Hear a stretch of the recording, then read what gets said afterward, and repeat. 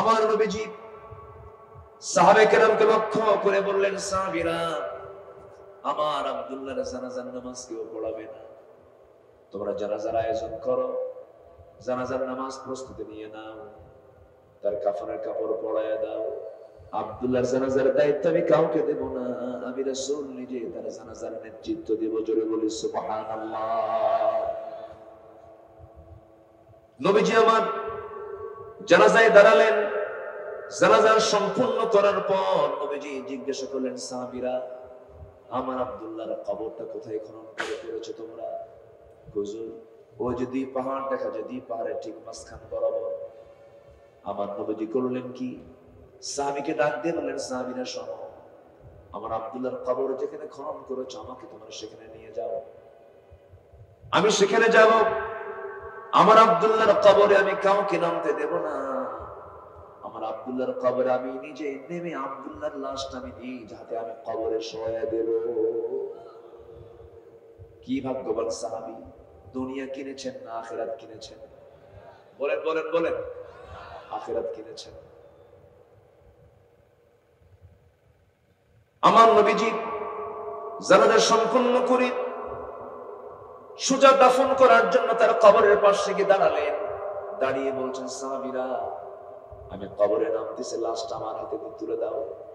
আমার নবীজি কবরে নামার সঙ্গে সঙ্গে বলছেন, আবু বকর, তুমি কোথায়? আমার ডান দিকে আসো। ওমর, তুমি কোথায়? আমার বাম দিকে আসো। আমার নবীজি ঠিক মাঝখানে দাঁড়ানো। নবীজি হাতটা গায়ে দিলেন, সাহাবীরা তার লাশটা নবীর হাতে তুলে দিলেন। রাসূল বলছেন, আবু বকর, মাথাটা ধরো, ওমর পাটা ধরো। তিনজন মিলে লাশ যখন কবরে শোয়ানো হলো, আমার নবীজি বুকের উপর হাত রেখে আল্লাহকে সাক্ষী রেখে বলছেন, আকাশের মালিক আল্লাহ তাআলা, আজকের এই মুহূর্ত পর্যন্ত আমি বিশ্বনবী আমার আব্দুল্লাহর উপরে সন্তুষ্ট আছি, তুমি আল্লাহ তার প্রতি সন্তুষ্ট হয়ে যাও। এমন একটা দোয়া, এমন একটা সুন্দর দোয়া যখন পাশে দাঁড়ানো একজন সাহাবী, খুব দামি সাহাবী সাদ ইবনে আবি ওয়াক্কাস রাদিয়াল্লাহু তাআলা কানে যখন এই দোয়াটা যখন পৌঁছে গেছে, চিৎকার মেরে বলছেন, ও আকাশের মালিক আল্লাহ, আজকে আমি যদি জীবিত সাদ বিন আবি ওয়াক্কাস না হয়ে যদি মৃত সাদ বিন আবি ওয়াক্কাস হয়ে যদি ওই কবরের বাসিন্দা হতে পারতাম, আমি আমার নিজের জীবনকে ধন্য মনে করতাম। ইন্নামাল মুমিনুনা আল্লাযীনা আমানু বিল্লাহি ওয়া রাসূলিহি সুম্মা লাম ইয়ারতাবু ওয়া জাহাদু বিআমওয়ালিহিম ওয়া আনফুসিহিম ফি সাবিলিল্লাহ উলাইকা হুমুস সাদিকুন। জোরে বলুন আল্লাহু আকবার। আল্লাহ রাব্বুল আলামিন বলেন, প্রকৃত মুমিন তো তারাই যারা আল্লাহর প্রতি, নবীর প্রতি বিশ্বাস করে, দ্বিধাহীন চিত্তে কোনো সন্দেহ ছাড়া যারা বিশ্বাস করে। এখানে আরেকটা আমলের কথা বলা হয়েছে, এবং যারা আল্লাহর পথে মাল দিয়ে, জান দিয়ে যারা জিহাদ করে, এই দুইটা কাজ যারা করবে আল্লাহ তাদেরকে সিদ্দিক খেতাব দিয়েছেন।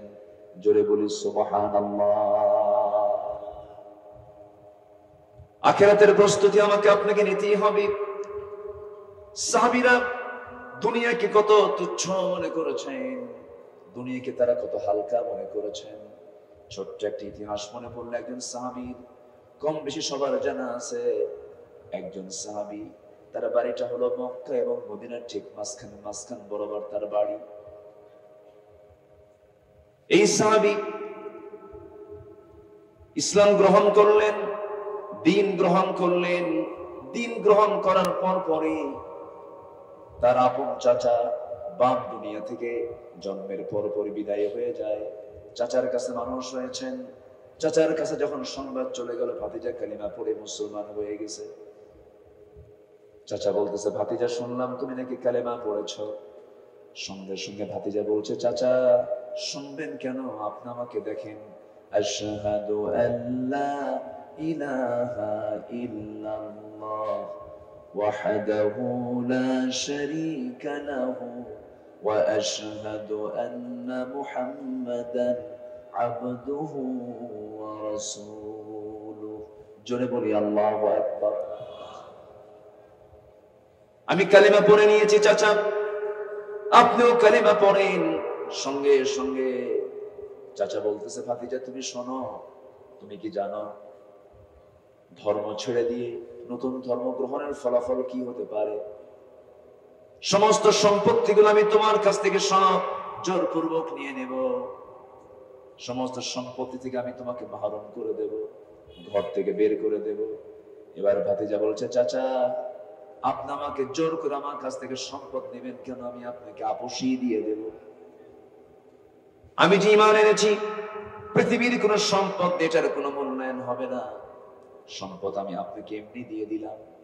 চাচা খেপে গিয়ে রেগে গিয়ে এক পর্যায়ে বলে ফেলে দিল, গায়ের জামাটাও খুলে দে। গায়ের জামাটাও তিনি খুলে দিলেন। এক পর্যায়ে জোরপূর্বক লুঙ্গিটা পর্যন্ত খুলে নিয়ে ঘর থেকে উলঙ্গ করে বের করে দেওয়া হলো।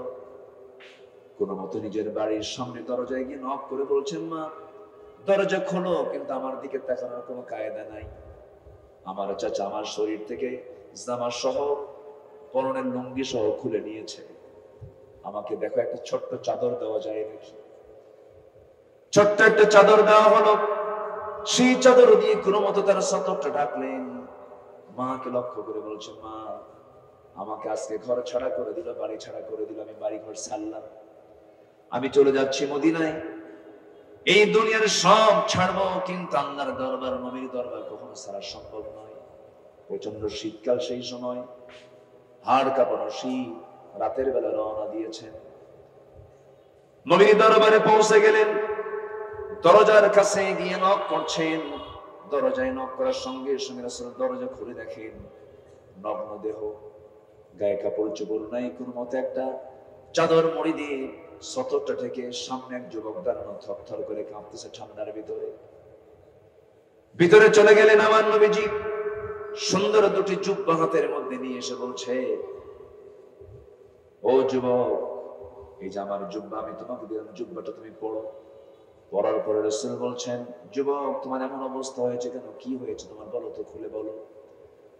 সঙ্গে সঙ্গে তিনি বলছেন, ইয়া রাসূলুল্লাহ, আমার বাড়ি ছিল, আমার ঘর ছিল, সম্পদ ছিল, সব ছিল, কিন্তু আজকে ঈমান নামক দৌলত গ্রহণ করার কারণে, দিন মেনে নেওয়ার কারণে আজকে সব মাইনাস হয়ে গেছে।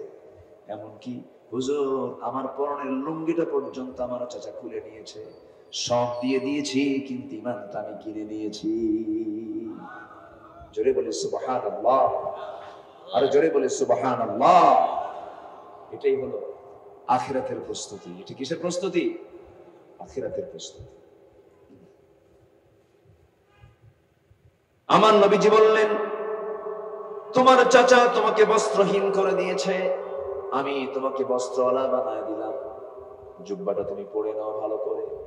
তোমার কোনো চাওয়া পাওয়া আছে নাকি? সাহাবী বলছেন, ইয়া রাসূলুল্লাহ, আপনি আমার জন্য দোয়া করে দেন। আমার নবীজি ওই সময় দুটো হাত আসমানমুখী করে বলছে, আসমানের মালিক আল্লাহ, আমার সাহাবী, তোমার অসহায় বান্দা, আমার এই সাহাবী আব্দুল্লাহ সুলবাজদাইন দ্বীনকে গ্রহণ করতে গিয়ে, ইসলামকে গ্রহণ করতে গিয়ে সে দুনিয়া ছেড়ে দিয়েছে, দুনিয়া বিক্রি করে দিয়েছে। আমার আব্দুল্লাহর জান এবং মালকে তুমি আল্লাহ কাফের বেঈমানদের জন্য হারাম করে দাও। এই দোয়া করার সঙ্গে সঙ্গে সাহাবীর মন খারাপ হয়ে গেল। সাহাবী কাঁদে। রাসূল বলছেন, আব্দুল্লাহ তুমি কাঁদো কেন? কি হয়েছে? হুজুর আমার সারা জীবনের লালিত স্বপ্ন হলো আমি যেন আল্লাহর পথে যুদ্ধ করে শহীদ হয়ে যেতে পারি, কিন্তু আপনি আমার জান মাল কাফেরদের জন্য আপনি হারাম ঘোষণা করলেন, আমি তো শহীদ হতে পারবো না। সঙ্গে সঙ্গে আমার নবীজি বলছেন, আব্দুল্লাহ তুমি এমন টেনশন করছো কেন? এমন চিন্তা তোমার আসার দরকার নাই। তোমার মধ্যে যদি শাহাদাতের চিন্তা চেতনা যদি জাগ্রত থাকে, ওয়াইম্মা তাআলা ফিরাশিহি, তোমার মৃত্যু যদি বিছানায় হয়ে যায়, আল্লাহ পাক তোমাকে শহীদের দরজা দিয়ে দিবেন। জোরে কান সুবহানাল্লাহ। আমার নবীজি আব্দুল্লাহ জুলবাজদাইন কি আহলে সুফার সদস্য বানায় দিলেন। জোরে জোরে কোরআন তেলাওয়াত করেন। তার তেলাওয়াতে বিরক্ত হয়ে সাহাবীরা বললেন, ইয়া রাসূলুল্লাহ, একজন নতুন লোক আসছে আমাদের মাঝে, খুব জোরে জোরে তেলাওয়াত করে। রাসূল বলছেন, কি তার নাম? আব্দুল্লাহ তার নাম। রাসূল বলছেন, সাহাবীরা আমার আব্দুল্লাহর তেলাওয়াতে তোমরা কেউ বাধা দিও না, কারণ আমার আব্দুল্লাহর দিন গ্রহণ করতে গিয়ে তার অনেক কষ্ট করতে হয়েছে। আব্দুল্লাহর দিন গ্রহণ করতে গিয়ে তারা দুনিয়া বিক্রি করে আখিরাতকে কিনতে হয়েছে। জোরে বলি সুবহানাল্লাহ। সম্মানিত ভাই, পরকালের জান্নাতকে নিশ্চিত করার জন্য, পরকালের সেই বিশাল প্রাপ্তি নিজের হস্তগত করার জন্য দুনিয়ার সকল স্বার্থ ত্যাগ করতে হবে। আস্তে কোন কেন, আস্তে কোন কেন, সকল স্বার্থ ত্যাগ করতে হবে। সম্পদ কত লাগে, সম্পদের পাহাড় গড়েছিল, হাজার হাজার কোটি টাকার মালিক, একটা গ্রুপের মালিক সালমান এফ রহমান, বিশাল সম্পত্তির পাহাড় তার। কোথায় সম্পদ তার কাজে লাগলো না, বাঁচার জন্য কত চেষ্টা করলো, শেষ পর্যন্ত মাথার চুলটা কালো বানালো, দাড়িটা কেটে ফেললো। জানেন তো নাকি, জানেন তো নাকি, দাড়িটাও কাটলো, প্যান্ট খুলে লুঙ্গি পরলো, শার্ট কোট খুলে একটা গেঞ্জি পরলো। বাঁচার জন্য কত অজুহাত করলো, কত চিন্তা, কত ফিকির করলো। চললো নৌকায়, এমন নৌকায় চললো আর ভিড়লো না কোথাও। কোস্টগার্ড ধরে ফেলেছে, আইনমন্ত্রীকে নিয়ে চলে আসতেছে। আইনমন্ত্রী বলে আমার একা নিয়ে যাও কেন, লোক তো আরেকটা আছে। আরেকটা কই, কই যে বসে আছে, চেনা যায় না তো লোকটা কে, দেখি তরকারি বিক্রেতা নাকি, কে বসে আছে, কে দেখো মাথার চুল কালো বানাইছে, ওকে দাড়ি নাই, ওটাই দরবেশ। কি কথা কি বুঝতেছেন আপনারা, কথা কি বুঝতেছেন? আমাদেরকে 16 বছর গালি দিয়েছে, বিভিন্ন ট্যাগ লাগিয়েছে, আমরা নাকি ধর্মের নামে রাজনীতি করি, আমরা নাকি ধর্মের ব্যবসায়ী। ধর্মের ব্যবসায়ী তারাই চ্যাম্পিয়ন, যারা নিজেদের প্রয়োজনে দাড়ি রাখে আবার দাড়ি কাটে। আসতে কোন কেন, তাদের নিজের প্রয়োজনে একই মাথায় পট্টি বাঁধে, আবার একই মাথায় তিলক লাগায়। এই চরিত্র আমরা তাদেরই দেখেছি। আমরা একটি শোষণ মুক্ত, জুলুম মুক্ত একটি সুন্দর বাংলাদেশ আমরা দেখতে চাই। দেখতে চান কিনা বলেন? আমাদের সব দেখা শেষ। 71 থেকে আজকে 2024 সাল, 53 বছর আমরা বহু নেতাকে ক্ষমতার মসনদে দেখেছি, এসেছে চলে গেছে। আমাদের সব দেখার পর্ব শেষ। কারো বাবার দেশ, কারো স্বামীর দেশ, কেউ বাপ নিয়ে ব্যস্ত, কেউ স্বামী নিয়ে ব্যস্ত, মাঝখান থেকে আমরা শেষ। আমরা আর কাউকে নিয়ে ব্যস্ত থাকতে চাই না। আমাদের সামনে একটাই পথ খোলা আছে, আগামীর দেশ হবে কোরআনের দেশ, আগামীর দেশ হবে কোরআনের দেশ। রাজি আছেন কারা কারা? হাত উঁচু করে দেখা।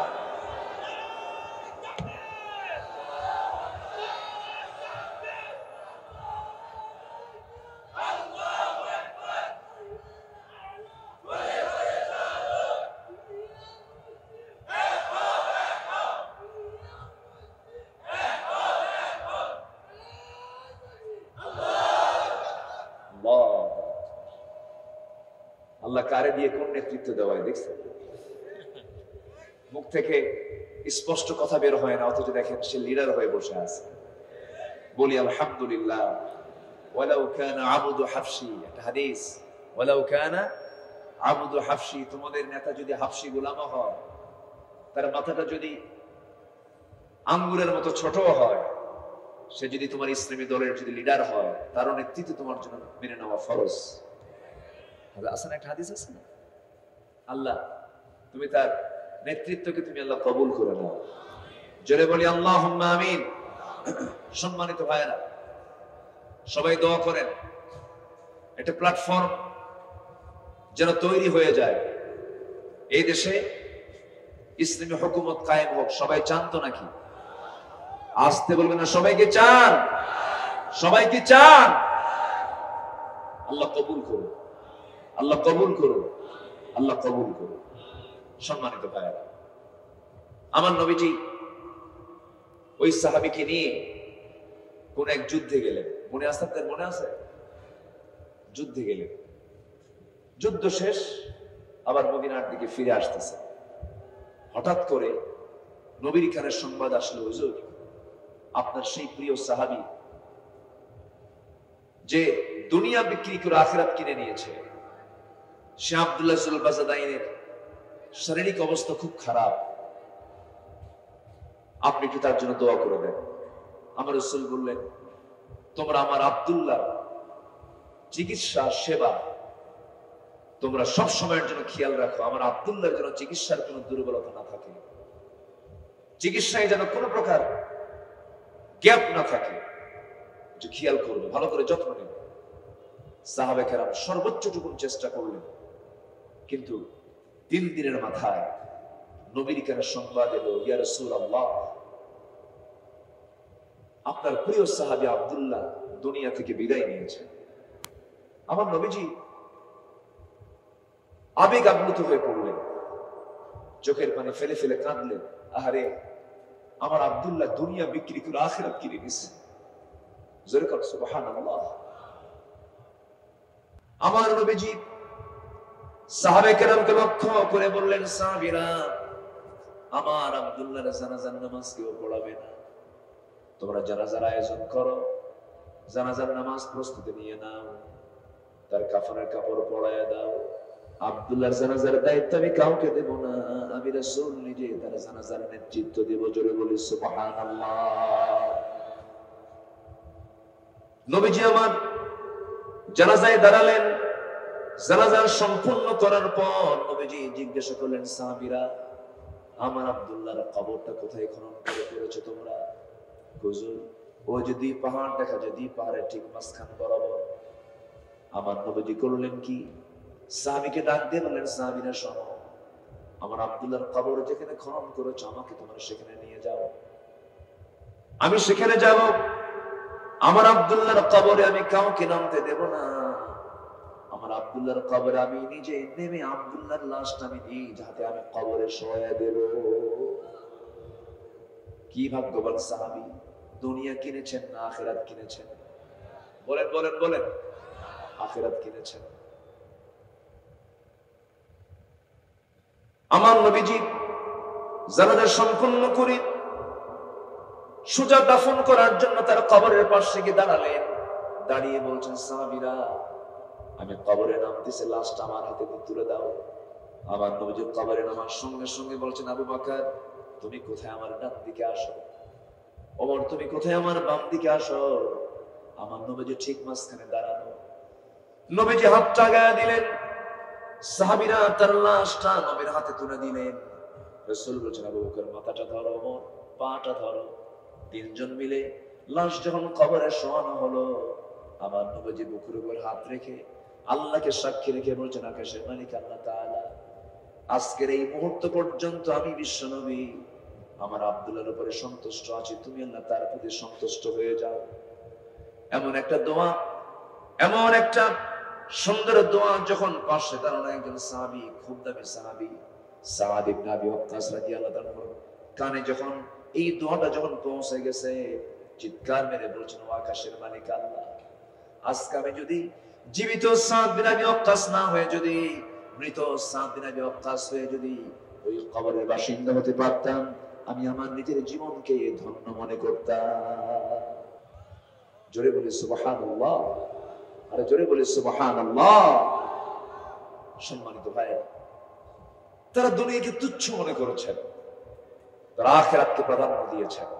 আমরা আখিরাতের দিকে চিন্তাটা ডিপ করে ক্ষণস্থায়ী চিন্তা মাথায় নিয়ে দুনিয়া যদি চলতে পারি, অন্তত আমার দ্বারা হক লঙ্ঘিত কোনো গুনাহ কোনোদিন হতে পারে, তাহলে আমাদের চিন্তায় থাকতে হবে আগে দুনিয়া না আখিরাত। আমি কি শেষ করে দেব আলোচনা? বসে। সম্মানিত ভাইয়েরা, আখিরাতের প্রস্তুতির জন্য আমি মোট 13টি কাজের কথা বলেছি। এর মধ্যে চলতেছে হলো মাত্র 1 নাম্বার। আরো আছে কয়টা? আরো আছে কয়টা? তাহলে কি সময় লাগবে? সময় লাগবে। একটু বসো, একটু মেহেরবানি করে বসো। আমার আব্দুল রাজ্জাক ভাই বলেছিলেন যে আপনাকে আমরা 5:30 উঠায় দেব। তো এটাই সিদ্ধান্ত ভালো, এটা আগে ভাগে উঠলেই ভালো। অনেক অতিথি বৃন্দ আসছিলেন। আমরা গত বছরের 31 অক্টোবর কখনো ভাবি নাই আজকের এই 2024-এর 31 অক্টোবরে এরকম মেহমান মানে চেঞ্জ হয়ে যাবে, চিন্তাও করা যায়নি।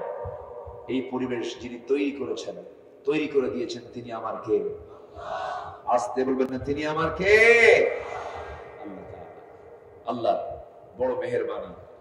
তবে যুগে যুগে মুনাফিকরা ছিল, এখনো আছে।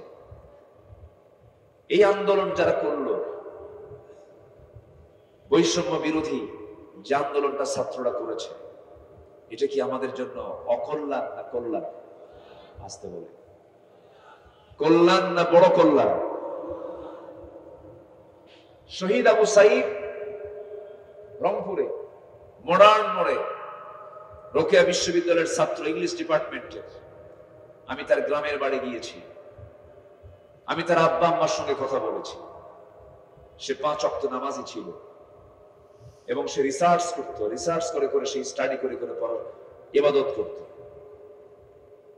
তাহাজ্জুদ গুজারও ছিল, খুব ভালো মানুষ ছিল, খুব ভালো স্টুডেন্ট, মেধাবী স্টুডেন্ট ছিল।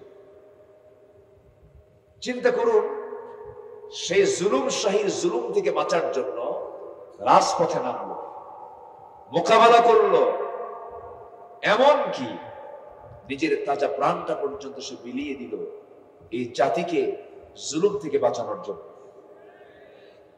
সে দুনিয়া থেকে বিদায় নিল। সবকিছু দেওয়া যায়, জান কিন্তু সহজে দেওয়া সম্ভব না।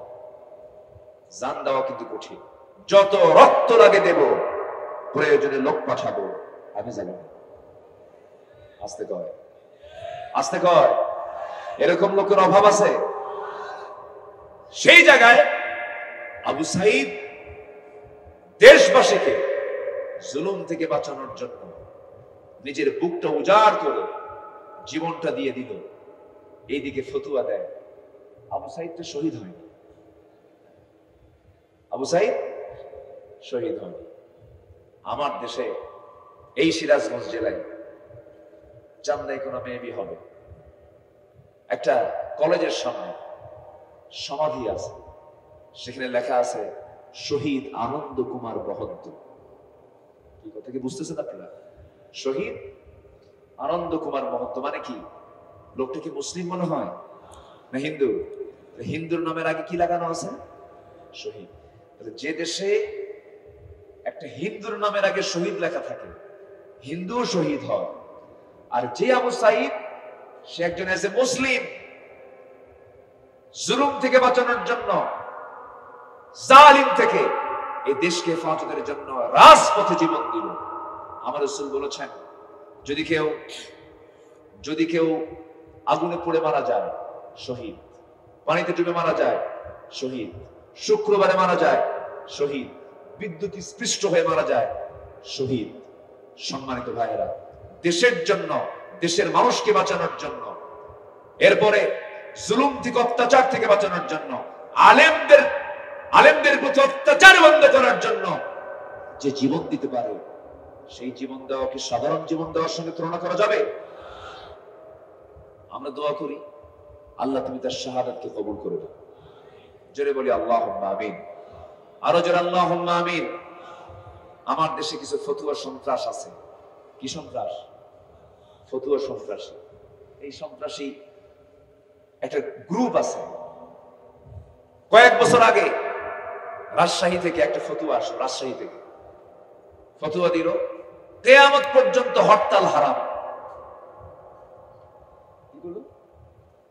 কিয়ামত পর্যন্ত হরতাল হারাম।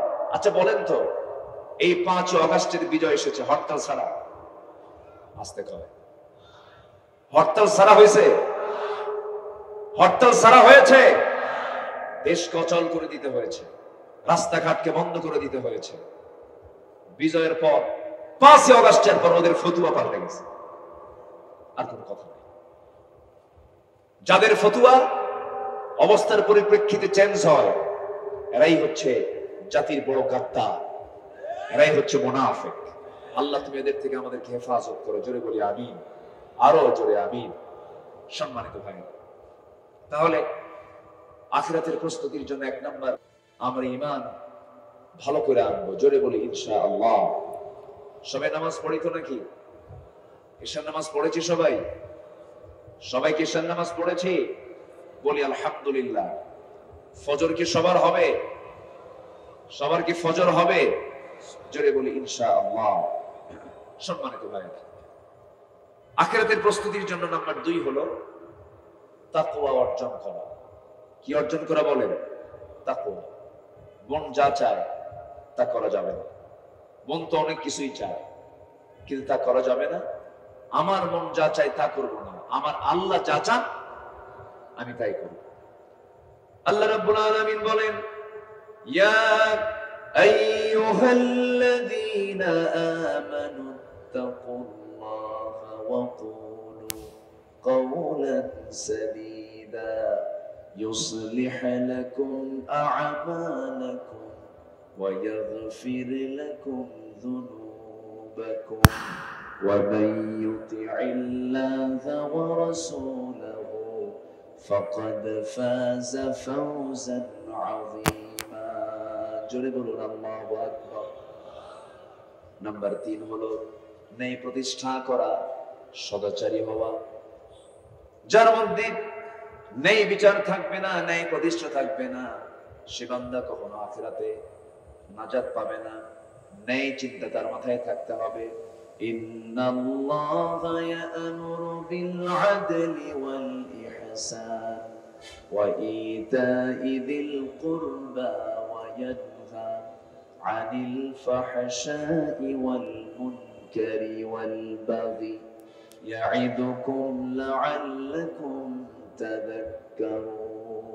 জোরে বলুন আল্লাহু আকবার। জিকির করি লা ইলাহা। ফ্যানটা একটু মুভিং করে দেন, ফ্যানটা যেন চতুর্দিকে ঘোরে, না একদিকে ঘোরে, দূরে দেন, বাতাস বেশি লাগতেছে।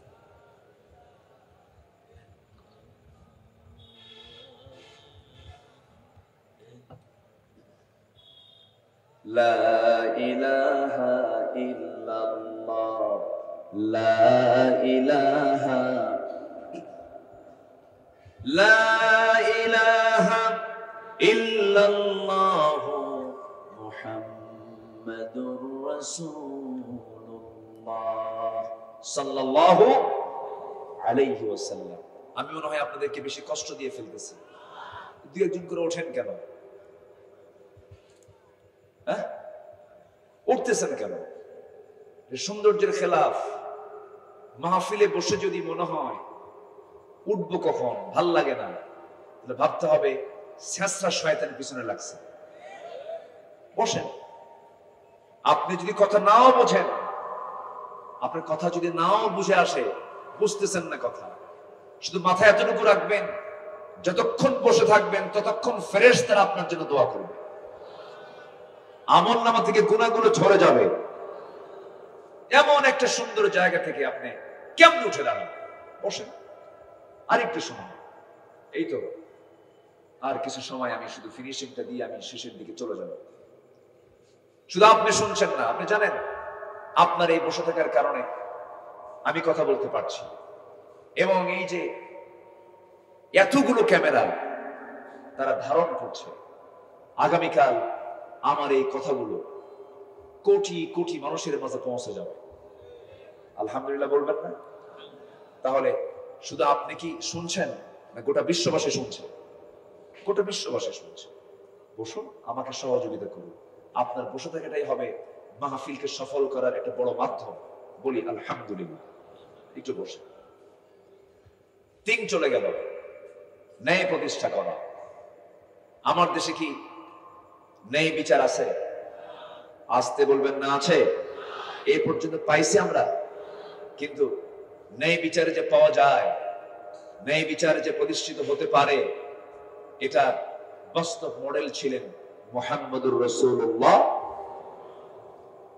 খুলাফায়ে রাশিদিন, তাদের আনিত পথ যদি আমরা ফলো করি, অবশ্যই ন্যায় বিচার, ন্যায় প্রতিষ্ঠা এই জমিনও সম্ভব। নাম্বার 4, দ্বীনের সঠিক ইলম অর্জন করতে হবে, সবচেয়ে বেশি জরুরি মনে করতে হবে। আখিরাতকে সফল করার জন্য, আখিরাতের প্রস্তুতির জন্য সকলের জন্য দ্বীনের জ্ঞান অর্জন করার দরকার আছে না নাই? যেই জান্নাত পেতে চায়, যার জান্নাত পাওয়া টার্গেট, তাকে দ্বীনের ইলম হাসিল করা তার জন্য জরুরি, তার জন্য এটা ফরজ। আমরা সবাই শিখবো, জোরে বলি ইনশাআল্লাহ, আরো জোরে বলি ইনশাআল্লাহ। এই জন্য আল্লাহ তাআলা একটা দোয়া শিখে দিয়েছেন, ওকুর রব্বি জিদনি ইলমা। এটা কি শুধু আলেমদের জন্য, হাফেজদের জন্য, না সবার জন্য? সবার জন্য। একটু কান লাগাবেন। নাম্বার 5 হলো অধিক সংখ্যক নেকামল করা। অধিক সংখ্যক নেকামল হলো আখিরাতের প্রস্তুতি।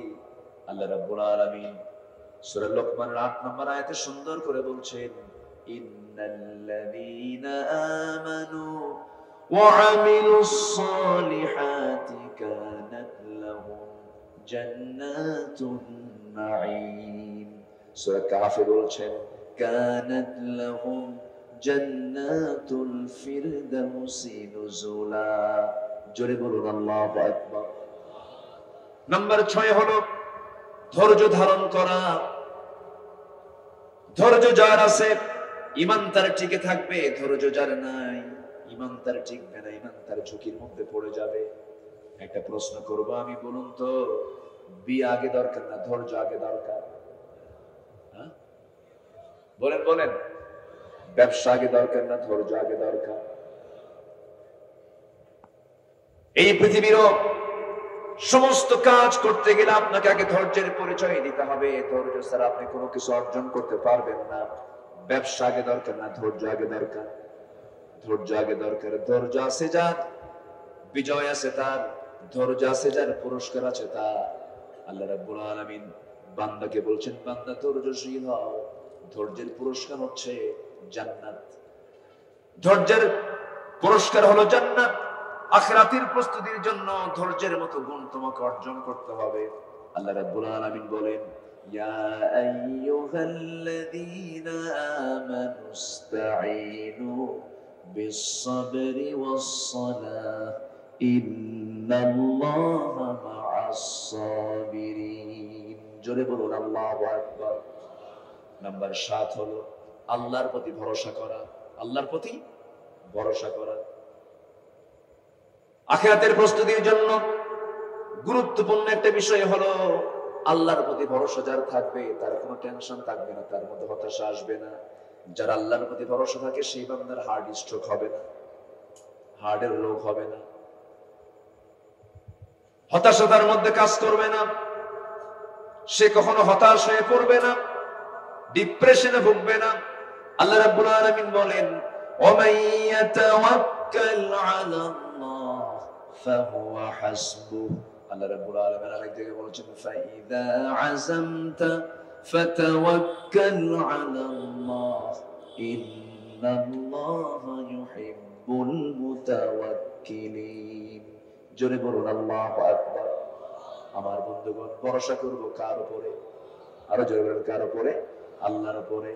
নাম্বার 8 হলো দুনিয়ার ভোগ বিলাসিতায় নিমগ্ন না হয়ে আখিরাতের আবাসকে মূল লক্ষ্য হিসেবে নির্দিষ্ট করে নেওয়া। ওয়া মা হাযিহিল হায়াতুদ দুনিয়া ইল্লা লাহু ওয়া লাইব ওয়া ইন্নাদ দারাল আখিরাহ লাহিয়াল হাইওয়ান লাউ কানু ইয়ালামুন। জোরে বলুন আল্লাহু আকবার। নাম্বার 9 হলো নিজেকে এবং পরিবারকে জাহান্নাম থেকে বাঁচানোর জন্য চেষ্টা করা। এটা একটা প্রস্তুতি। এই দুনিয়াতে কোনো বাপ কিন্তু জানা ছেলেকে বিপদে ফেলে দেয়, বউটা বিপদ আমার পড়ে যাক, ভাই আমার বিপদে পড়ে যাক, কেউ চাই না। ঠিক তেমনি আখিরাতেও প্রস্তুতির জন্য। আমার সন্তান জাহান্নামে যাক এটা আমি চাবো না। এই জন্য আল্লাহ রাব্বুল আলামিন অর্ডার দিয়েছেন, কু আনফুসাকুম ওয়া আহলিকুম নারা, নিজে বাঁচো, তোমার পরিবারকে তুমি জাহান্নাম থেকে বাঁচাও। কার হুকুম? আসতে বলবেন না, কার হুকুম? আল্লাহর হুকুম। নাম্বার 10 হলো তওবা করা। আল্লাহর কাছে তোমরা তওবা করবে, যে তওবা আল্লাহর দরবারে যদি কবুল হয়ে যায় তোমার কিসমত খুলে যাবে। তুবু ইলাল্লাহি জামিআন আইয়ুহাল মুমিনুন, জোরে বলুন আল্লাহু আকবার। তওবা করা কার হুকুম? আসতে বলবেন না, কার হুকুম? ভুল করেছে আল্লাহর কাছে মাফ চেয়ে নেব, তওবা করব। আল্লাহ বলছেন বান্দারে আমার কাছে তওবা কর, আমার কাছে মাফ চা। আমার বন্ধুগণ, এই দুনিয়াতে আমি যাকে বারবার ডাকবো সে বিরক্ত হয়ে যায়, কিন্তু আমি আল্লাহকে যতবার ডাকবো আল্লাহ তত খুশি হয়ে যান। এই জন্য আমরা আল্লাহর কাছেই বলবো, সকল চাওয়াটা আল্লাহর কাছে আমরা চাবো। আমার বন্ধুগণ, যদি কোনো বান্দার তওবা কবুল হয়ে যায়, তওবা কবুল হওয়ার সঙ্গে সঙ্গে ওই তওবা, যে বান্দা তওবা করেছে, তওবাকারীর জীবনে চুল পরিমাণ আর কোনো গুনাহ থাকে না। জোরে বলে সুবহানাল্লাহ। তাহলে তওবা করব আমরা কার কাছে? আমার রাসূল তওবা করেছেন, ফাইন্নী আতুবু ফিল ইয়াউমি মিআতু মাররা। আমি রাসূল সারা দিনে 100 বারেরও বেশি বার তওবা করি। রাসূল যদি সারা দিনে 100 বারেরও বেশি বার তওবা করেন, আমাদের তওবা করার দরকার আছে না নাই? তওবা করার দরকার আছে। ভুল হয়ে যাবে, সঙ্গে সঙ্গে মাফ চেয়ে নেব। ভুল হবে আমার, মাফ করার জন্য কে আছেন? আসতে বলুন না, কে আছেন? আল্লাহ তাআলা আছেন। কিন্তু পরিকল্পিতভাবে প্ল্যান করে, মাস্টার প্ল্যান করে কোন অপরাধ আপনি করবেন তা হবে না। হঠাৎ করে অজ্ঞতাবশত কোনো ভুল হয়ে গেছে, বিজাহালাতিন, এরকম যদি কোনো হয়ে থাকে, বান্দা তুমি এমন অপকর্ম করেছো যা তুমি জানতে না, আমার কাছে চোখের পানি ফেলে মাফ চাবে, আমি তোমার অজ্ঞতাবশত সেই ভুলটা আমি আল্লাহ তোমার জন্য ক্ষমা করে দেব। জোরে বলি সুবহানাল্লাহ। নাম্বার 11 হলো আল্লাহর পথে ব্যয় করা। আল্লাহর পথে ব্যয় হচ্ছে আখিরাতের প্রস্তুতির একটা গুরুত্বপূর্ণ দিক। আল্লাহর পথে ব্যয়, দান এত গুরুত্বপূর্ণ সেদিন হয়ে যাবে, দানটা আল্লাহর কাছে এত বড় দামি হয়ে যাবে। কারণ আল্লাহ বলছেন, বান্দারা আমি তোমাকে জান্নাত দিয়ে দেব, তুমি আমাকে দুটো জিনিস দেবে, একটা জান দেবে আর একটা মাল দেবে। আল্লাহর পথে যে ব্যয়টা করব, এই ব্যয়টা আমার আখিরাতের জন্য বড় প্রস্তুতির বড় একটা মাধ্যম হয়ে যাবে। আল্লাহ রাব্বুল আলামিন সুন্দর করে বলছেন, মাসালুল লাযীনা ইউনফিকুনা আমওয়ালাহুম ফি সাবিলিল্লাহি কামাসালি হাববাতিন আনবাতাত সাবআ সানাবিলা ফি কুল্লি সুনবুলাতিন মিআতু হাববাতিন ওয়াল্লাহু ইউযাইফু লিমান ইয়াশা ওয়াল্লাহু ওয়াসিউন আলীম। জোরে বলুন আল্লাহু আকবার। কষ্ট দিচ্ছে আপনাদের মনে হয়? মাহফিলটার নাম কি? ওয়াজ মাহফিল না তাফসীর মাহফিল? বলেন বলেন, কি লেখা আছে এখানে? তাফসীর না? আমার দেশে একটা বড় প্রবলেম হলো, আয়াত বেশি বললে পরে জনগণ বিরক্ত হয় মাঝে মাঝে। হুজুর একটু ঘটনা বলবে, কত ভালো হবে। আর কয়েকটা পয়েন্ট আছে, এই পয়েন্টগুলো শেষ করি, আমি শেষের দিকে আস্তে আস্তে চলে যাব। আমাদের প্রিপারেশন আছে তো আখিরাতের, নাকি আছে তো? নাম্বার 1 মনে থাকবে সবার। নাম্বার 1 প্রস্তুতি হচ্ছে আমরা ঈমান আনবো। সন্দেহ না দ্বিধাহীন? সন্দেহ না দ্বিধাহীন? নাম্বার 2 তাকওয়া অর্জন করব। নাম্বার 3 ন্যায় প্রতিষ্ঠা করব। নাম্বার 4 দ্বীনের সঠিক ইলম আমরা অর্জন করব। নাম্বার 5 অধিক সংখ্যক নেক আমল আমরা করব। নাম্বার 6 ধৈর্যশীল হব। নাম্বার 7 আল্লাহর উপরে ভরসা রাখবো। নাম্বার 8 দুনিয়ার ভোগ বিলাসে নিমগ্ন না হয়ে আখিরাতকে টার্গেট বানাবো। জোরে বলি ইনশাআল্লাহ। নাম্বার 9 নিজেকে এবং পরিবারকে জাহান্নাম থেকে বাঁচানোর জন্য প্ল্যান করব। জোরে বলি ইনশাআল্লাহ। নাম্বার 10 তওবা করব। কার কাছে? কারণ এই জীবনের চরাচরে, এই ফিতনার দুনিয়ায় ভুল কি হবে না ভাই? আসলে ভুল কি হবে না? ভুল হবে। সেই ভুলের মাঝে আল্লাহ তাআলা একটা অপশন রেখে দিয়েছেন, ভুল করবি তুই আমার কাছে একটু চোখের পানি ফেলে মাফ চাবি, তোর মাফ চাওয়াটা আমার কাছে দারুণ পছন্দ, তুই আমার দিকে 1 হাত আগাবি, আমি তোর দিকে 10 হাত আগাবি। জোরে বলি আল্লাহু আকবার। নাম্বার 11 হলো আল্লাহর পথে ব্যয় করা। আমরা ব্যয় করবো কার পথে? আল্লাহর পথে। নাম্বার 12 হলো শিরকের অন্তর্ভুক্ত সকল কর্মকাণ্ড থেকে নিজেকে পরহেজ রাখা। শিরকের কোন কাজে আমার জড়ানো যাবে না। এটা এমন একটা গুনাহ যা সমস্ত আমলকে বরবাদ করে দেবে। 1 মণ দুধের ভিতরে কি দিলে? 1 ফোঁটা চুনা দিলে এলাকায় বলে 1 মণ দুধ যেমন নষ্ট হয়ে যায়, ঠিক তেমনি গোটা জিন্দেগীর আমলের মধ্যে যদি সামান্য শিরক ঢুকে যায় সব বরবাদ হয়ে যাবে। শিরকের ধারে পাশে আমরা যাব না। লজ্জায় মুখ ঢেকে যায়, মাথা নিচু হয়ে যায়। আমার দেশে মুসলমানরা যখন হিন্দু ভাইদের দুর্গা পূজায় গিয়ে নারিকেলের নাড়ু খায়, জোরে বলেন নাউযুবিল্লাহ, জোরে বলেন নাউযুবিল্লাহ। তাদের ধর্মীয় কাজে, তাদের ধর্মীয় অনুষ্ঠানে আমাদের যাওয়া জায়েজ? আসতে পারে আমাদের যাওয়া জায়েজ? এগুলো থেকে আল্লাহ পাক আমাদেরকে হেফাজত করুন। জোরে বলি আল্লাহুম্মা আমিন। নাম্বার 13 হলো আল্লাহ প্রদত্ত একমাত্র সঠিক পথে অনুসরণ করা। এই 13টি কাজ যদি আমরা ঠিকঠাক মতো যদি করে যেতে পারি, কোরআন সাক্ষী দিচ্ছে, কোরআন বলে দিচ্ছে ওই বান্দার জান্নাতে যেতে আর কোনো বাধা নাই। জোরে বলি আল্লাহু আকবার, আরো জোরে আল্লাহু আকবার। সম্মানিত ভাইয়েরা, সম্মানিত বন্ধুগণ, আখিরাতের প্রস্তুতি কাকে বলে? আখিরাতের প্রস্তুতি কারা নিয়েছেন? যুগে যুগে আমরা শুনেছি আম্বিয়ে কেরামদের কথা, সাহাবে কেরামদের কথা, এবং নিকটবর্তী ইতিহাস খুঁজেছি আমরা। মিশরের দিকে গিয়েছি, আমরা তুরস্কের দিকে গিয়েছি, বিভিন্ন ইতিহাস আমরা জেনেছি। কিন্তু বিগত 16 বছর এমনও কিছু আল্লাহর পছন্দের বান্দা এই জমিনে তারা দুনিয়া থেকে বিদায় হয়েছেন, যারা আমাদের জন্য বিশাল বড় মডেল হয়ে আছেন। প্রিপারেশন অফ আখিরা কাকে বলে তার জ্বলন্ত প্রমাণ হচ্ছেন আল্লামা সাইদ রাহিমাহুল্লাহ। 2009 সালে আমার জীবনের প্রথম হজ, আমি জীবনের প্রথম হজে যাই হলো 2009 সাল। সেই সফরে আমি আল্লামা সাইদিকে পেয়েছিলাম। ওনার ছিল হলো জীবনের শেষ হজ। আমার শুরু, ওনার শেষ। উনি হজে গেলেন, হজ থেকে ফিরবেন তার আগ দিয়ে সবাই মিলে তাকে বলা হলো যে হুজুর আপনি দেশে যাবেন কেমনে?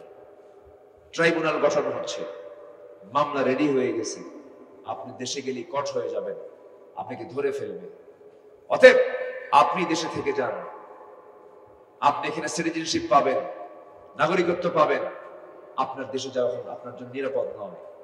উনি বললেন আমি কেমন করে এটিকে মেনে নেব? কেমন করে এটাকে আমি মেনে নেব? আমার দল, আমার কর্মী, আমার দলের কর্মীরা তারা জেল খাটবে, মানবতার জীবন যাপন করবে, জুলুমের শিকার হবে, আর আমি তার নেতা হয়ে বাইরে পালায়া বেড়াবো, আরামে থাকবো, এমন শিক্ষা আমার রাসূল দেয় না। আল্লাহু আকবার বলে, যেরকম আল্লাহু আকবার। তাহলে এখন এখান থেকে প্রমাণ হলো আলেমরা পালায় না হাসিনা পালায়? বলেন বলেন বলেন, কে পালায়? কে পালায়? কে? আল্লামা সাইদি বুক উঁচু করে দেশে ফিরেছেন ওই 2009 সালে। 2010 সালে 30 জুন গ্রেফতার হয়েছে এবং 2023 সালের 13 আগস্ট বয়োবৃদ্ধ, জ্ঞানবৃদ্ধ, হার্ড রিং পরানো একজন ব্যক্তি, তিনি সুস্থই ছিলেন, জেলখানা থেকে পরিকল্পিত একটি ঘৃণ্য ষড়যন্ত্রের মধ্য দিয়ে চিকিৎসার নাম করে জেলখানা থেকে বের করে এনে শাহবাগের মেডিকেলে ভর্তি করে দেওয়া হলো। আল্লামা সাইদি দুজন সন্তান ওই হসপিটালের দরজায় গিয়ে দাঁড়ায় ছিল 24 ঘন্টা। আমরা আমার আব্বাকে একটা সেকেন্ডের জন্য, একটা মিনিটের জন্য দেখতে চাই, দেখতে দেওয়া হয়নি। তাকে সেখানে নিয়ে পয়জনিং করে, তাকে সেই জায়গায় নিয়ে পরিকল্পিতভাবে বিষ প্রয়োগ করে তাকে শহীদ করা হয়েছে, তাকে হত্যা করা হয়েছে। তাফসীর মাহফিলের সিরাজগঞ্জের সয়দাবাদের এই ঐতিহ্যবাহী 18তম তাফসীর মাহফিলের এই প্ল্যাটফর্ম থেকে জানান দিতে চাই, প্রযুক্তির কল্যাণে গোটা দেশবাসীকে জানিয়ে দিতে চাচ্ছি, এই বাংলাদেশের ইতিহাসের এক কিংবদন্তি মুজাদ্দিদ আল্লামা সাঈদীকে যারা হত্যা করেছে, যে মেডিকেল টিম চিকিৎসার নামে ষড়যন্ত্র করে হত্যা করেছে, অবিলম্বে তাদেরকে গ্রেফতার করে চূড়ান্ত শাস্তি নিশ্চিত করা হোক। এই মতের পক্ষে রাজি আছেন কারা কারা? হাত উঁচু করে দেখা।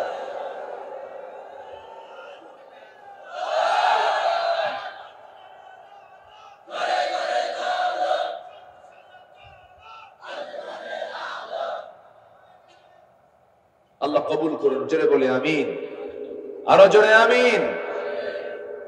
সম্মানিত ভাইয়েরা, সম্মানিত বন্ধুগণ, ইচ্ছে করলে তিনি জেল না খেটেও থাকতে পারতেন।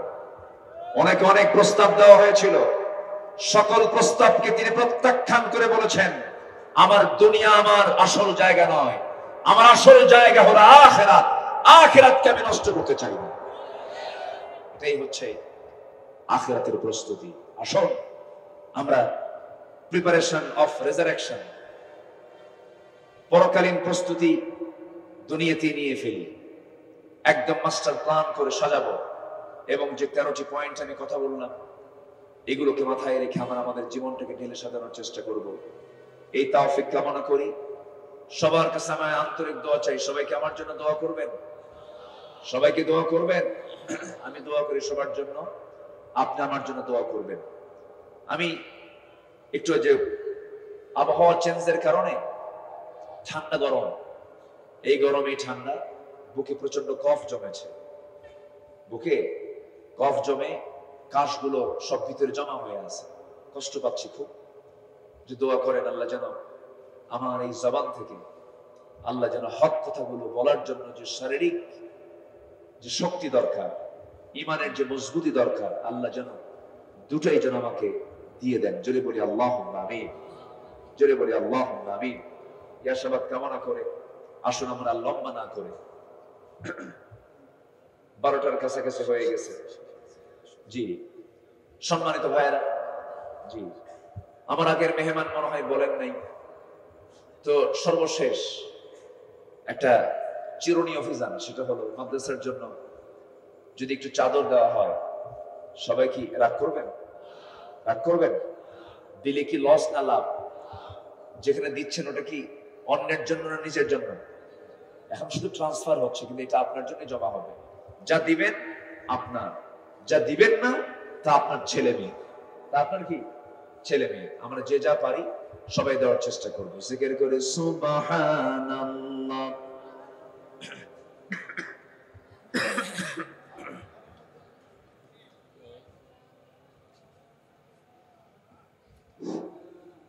কেউ উঠবো না ইনশাল্লাহ, অল্পক্ষণের মধ্যে শেষ হবে ইনশাল্লাহ।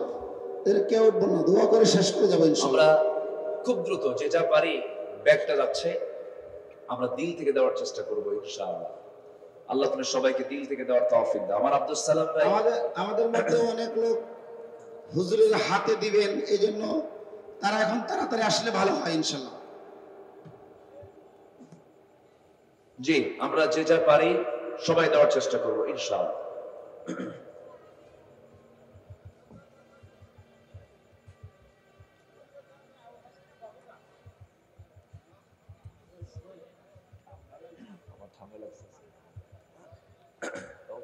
এই ওঠে কেন? আমরা দোয়া করি, একসঙ্গে দোয়া করি, সবাই নামাজের মতো করে বসে, নামাজের মতো করে বসে। আজকে না, আমি আর আজকে পারবো না, যতটুকু হয়েছে আমরা বলে ফেলি আলহামদুলিল্লাহ, নামাজের মতো করে বসে সবাই বলে সুবহানাকা আল্লাহুম্মা, বলেন সুবহানাকা আল্লাহুম্মা ওয়া বিহামদিকা আশহাদু আল্লা ইলাহা ইল্লা আনতা আস্তাগফিরুকা ওয়া আতুবু ইলাইকা। চিৎকার মেরে বলি, ইয়া আল্লাহ, আমার জীবনে সগীরা কবীরা, ছোট বড় সব গুনাহ তুমি আল্লাহ মাফ করে দাও। জোরে বলি, ইয়া রাব্বাল আলামিন।